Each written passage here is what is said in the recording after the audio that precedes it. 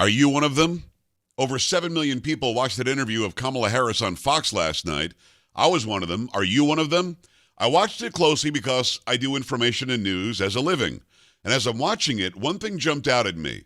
The vast majority of Americans that have been recently polled in a Marquette poll say that, well, the country is on the wrong track.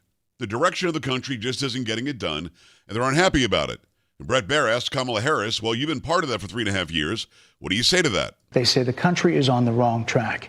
If it's on the wrong track, that track follows 3.5 years of you being vice president and President Biden being president. That is what they're saying, 79% of them.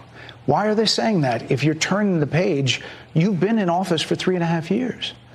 And Donald Trump has been running for office.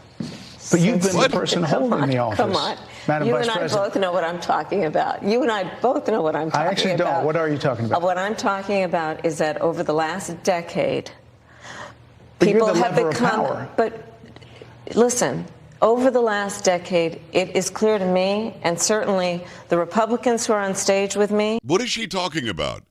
Over the past decade, she was blaming Donald Trump for a decade or for 10 years.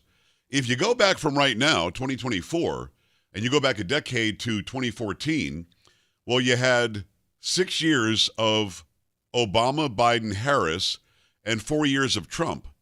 What does his 4 years have to do with the direction of the country going the wrong way? She's been in there for almost 4 years now. It's a valid question, although it's a contentious interview. I get it. I'm not really sure why she did the interview, but the answer to this wasn't dissimilar to when she was asked about going to the border and saying that she also hadn't been to Europe. It's almost the exact same hesitation, I better say something, and then what she says doesn't make sense. Maybe you could make sense of it for me, and let me know in the comments if you watched it, what you thought about it. I'm not really sure if I'm her campaign, I would have told her to do that. Come on!